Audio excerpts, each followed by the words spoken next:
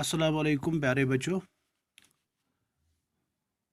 8th class का subject science. मैं ज़हूर अहमद से शेख GMS गूगलोसा से। तो हम कंटिन्यू करेंगे अपना लेसन द सेल। पिछले टॉपिक पे आपने पढ़ा है सेल किसको कहते हैं और सेल किसने डिस्कवर की। तो उसमें आपको पता चला कि cell is the basic unit of life, building blocks of all living organisms. तो हर एक लिविंग ऑर्गेनिज्म में ज़िंदगी जो है वो शुरू होती है एक सेल से। तो आज पढ़ेंगे हम नंबर ऑफ सेल्स कि ऑर्गेनिजम्स में कितनी सेल्स होती है। On the basis of number of cells कितनी ऑर्गेनिजम्स में कितने सेल्स होती हैं। तो इस बेस पर हमारे पास हम ऑर्गेनिजम्स को दो ग्रुप्स में तकसीम करते हैं। वो ऑर्गेनिज्म जिनमें खाली एक सेल पाई जाती है उन ऑर्गेनिजम्स को हम यूनिसेल्यूलर कहते हैं। Uni means one, single, cellular means cell, single celled organisms, उनको हम यूनिसेल्यूलर ऑर्गेनिजम्स कहते हैं। For example bacteria, Chlamydomonas Acetabularia, ये दो एल्गी हैं जो पानी में पाए जाते हैं, बहुत छोटे हैं, माइक्रो ऑर्गेनिजम्स आते हैं ये, लेकिन ये एक सेल के बने होते हैं। इसी तरह है प्रोटोजुआ जो आपने पढ़ा है माइक्रोब्स में, paramecium and amoeba, these all organisms they contain only one cell, ये एक सेल के बने होते हैं, इनको हम यूनिसेल्यूलर ऑर्गेनिजम्स कहते हैं। तो जो बाकी ऑर्गेनिजम्स हैं इनको हम मल्टी सेल्यूलर ऑर्गेनिजम्स कहते हैं। For example human beings, animals, birds, insects, जिन ऑर्गेनिजम्स में एक से ज़्यादा सेल्स होती हैं उन ऑर्गेनिजम्स को हम कहते हैं multicellular. Multi means many, cellular cells, many cells, जिनमें एक से ज़्यादा सेल्स पाई जाती हैं, एक खुद ज़्यादा सेल्स आसान, तिमन ऑर्गेनिजमन वनान मल्टी सेल्यूलर ऑर्गेनिजम्स।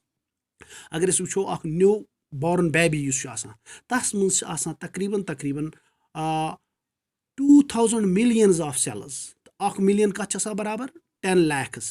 तो पत वो तुम अकिस न्यू बॉर्न बेबी लकुट बच्चा तस मं 2000 मिलियंस ऑफ सेल्स। तो अकिस इंसानस मं एडल्ट, ह्यूमन एडल्ट मं 30 पे 40 ट्रिलियंस ऑफ सेल्स। गो million, billion, trillions of cells, बहुत सारी सेल्स होते हैं। बड़े जो ऑर्गेनिज्म होते हैं बहुत सारे सेल्स होते हैं इनमें।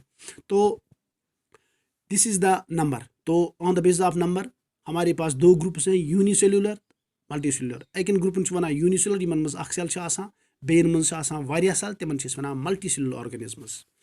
Then there is size of cells. On the basis of size ये वो वारिया सेल यम ति living organisms they vary in size. तो साइज डिफरेंट प्रथ कस ऑर्गेनिजम यम cells they vary. For example अस निश लिविंग ऑर्गेनिजमन मन सारे खुद स्मॉलेस्ट सेल, लकट सेल, बैक्टीरियल सेल, तथ बैक्टीरिया वनान माइकोप्लाज्मा। तो यह माइकोप्लाज्मा अत क्या साइज 0.1 माइक्रॉन। अख माइक्रॉन कत बराबर 10,000 ऑफ मिलीमीटर, 10 लछम 10 हिस्स 10,000 ऑफ ए मिलीमीटर बराबर यह। तो अख micron micro, this is symbol for micron, micro, it is equal to 10 raised power -6 metre. 10 raised power -6 metre गो 1 मीटर 10 लछम हिस्स। तो गो सारे खो लकट सेल बैक्टीरियल सेल। तो सारे खो बड़ सेल सह वनान this is an ostrich egg cell, is the biggest cell. सारे खो बड़ सेल ऑस्ट्रिच एग सेल, यमुक size 170 millimetre, 170 millimetre. And other cells सैनिस लिवरस मं सेल्स या RBC सेल्स सैनिस खूनस मं सेल्स दे आर 9 माइक्रोमीटर्स। इथे पे liver cells they are 20 microns. And the size of the cells vary, size of the cells vary. गो size तो यमन सेलन हुंद they vary in different organisms. किसन सेल लक्ष्य मोस्टली ये सेल्स वुचान they can be observed under microscope. हेकान अथ पे अच्छो सेल वो कि फॉर एग्जाम्पल पन्नी सेल्सन वो एनिमलन हज सेल वो, बाकिन प्लांटन हज सेल वो हेकान अथ पे वुचित कहीं बाय आवर नेकड आई। तो मगर एग वनान एग बड़ सेल, यह हेकान अच सत वुचित।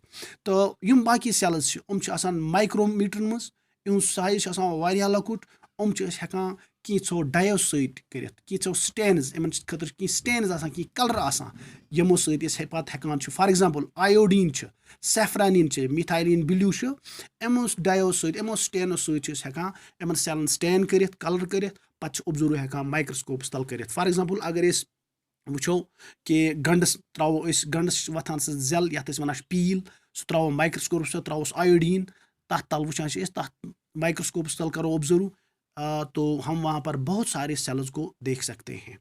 तो फिर है शेप ऑफ सेल्स। तो शेप भी जब हम देखेंगे सेल्स की शेप भी बिल्कुल मुख्तलिफ है सेल्स की। फॉर एग्जांपल हमारे नर्वस सिस्टम में सेल्स है जिनको हम नर्व सेल्स भी कहते हैं और इनका कॉमन नेम न्यूरॉन वन इन नर्व सेल्स यम सानिस नर्व सिस्टमस में cell they are branched and long एक स्ट्रक्चर वो लॉन्ग होती हैं और ब्रांचड होती हैं इन लंज हिज द्राम सनिस नर्व सिस्टमस मं तो सेल यम कैरी करान मैसेजेस फ्राम सन जिस्म पे सनिस दिमागस तान मैसेज वातान सो मैसेज नमे नर्व सेल्स वातनावान तवे आसान ब्रांचड। तो शेप ऑफ सेल्स डिपेंड आसान दपान यमन सेलन यिस फंक्शन यमन सेलन यिस फंक्शन तिमन तिस शेप आसान तवे सन नर्व सेल्स यम ब्रांचड बे जीठ आसान वन तकरीबन 1 मीटर जीठ तो एम करा messages carry from our different parts of the body वातनावान सनिस दिमागस तान।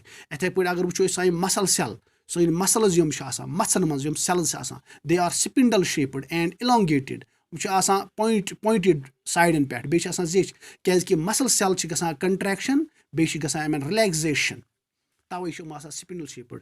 इथे पे प्लांट सेलन मज फॉर एग्जांपल जाइलम तो फ्लोएम टिश्यू इन मज cell they are tube like structures तमन शेप ट्यूब लाइक स्ट्रक्चर्स सनिस खूनस मज cell they are spherical shaped गोल क्या इन RBCs वन रेड ब्लड सेल्स इन ऑक्सीजन कैरी कर। इथे पे प्लांट सेलन मज वारिया किस्मिक shapes for example rectangular shaped cells अगर गंडुक दिल तुलो सो वाइट कलर जल हिू वथान गंडस चटित पत त्रो तथ आयोडीन तुम वो तत माइक्रोस्कोपस तल इन वारिया किस्म हेक्सागनल शेप्ड सेल्स अथ तो इथे पे लीव्स पनवथरन मज यमन वन तुम पोर्मुत पतमिस 7th क्लास में स्टोमेटा अंदीन किडनी शेप्ड सेल्स और बीन शेप्ड सेल्स इन वन गॉड सेल्स तो दे